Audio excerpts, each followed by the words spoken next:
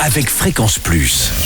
Surprenez votre famille et vos amis grâce au grand chef de Bourgogne-Franche-Comté. Cette semaine, je suis à Saint-Jean-de-Trézy en Saône-et-Loire. Vous nous écoutez aussi sur l'appli Fréquence Plus et le site web fréquenceplus.radio.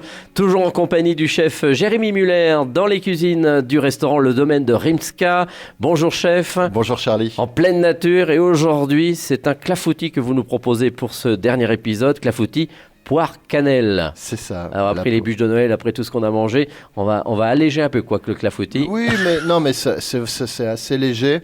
Et puis surtout, moi je l'utilise aussi. Alors on peut faire des belles parts, mais ce qui est sympa, c'est moi au restaurant, souvent c'est des petites pièces qu'on fait pour les mignardises en fin de repas.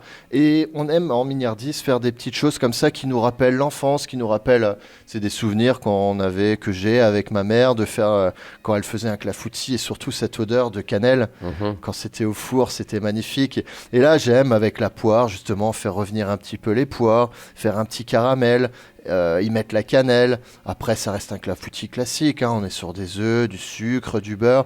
Mais c'est vraiment j'aime parler d'un souvenir d'enfance. Et c'est ce que j'aime apporter aussi au restaurant pour finir sur une note, quelque chose de sympa, de sucré.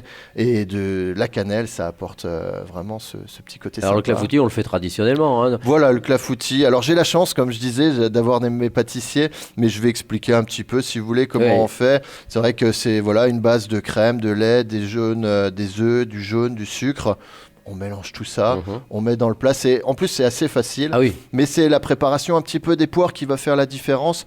Comme je disais, ce petit côté des poires caramélisées, le côté cannelle. Et après, on met tout ça dans un plat, on passe au four à 180-200 pendant 10 minutes. Après, on laisse refroidir et après, on taille des petites parts dedans et saupoudrer de sucre glace. Et à la fin, c'est magnifique, quoi. Merci Jérémy Muller. Alors Merci. Ce domaine de Rimska ici en pleine nature, hein, il faut arriver à Saint-Jean-de-Trézy. C'est ça. Pourquoi Rimska ?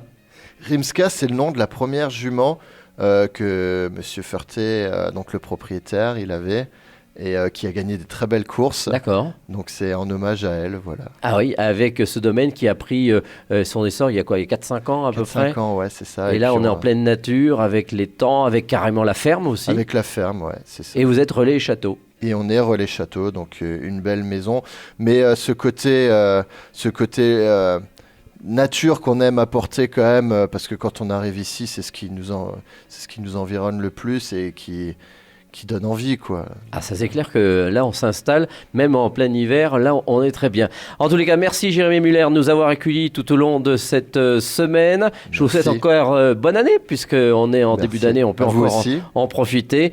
Eh bien, prochain épisode très prochainement, avec pas mal de bonnes recettes et un nouveau chef. Et d'ici là, chouchoutez vos papilles. Chaque semaine, découvrez les meilleures recettes des grands chefs de Bourgogne-Franche-Comté. Du lundi au vendredi, à 5h30, 11h30 et 19h30, chouchoutez vos papilles. Fréquence Plus.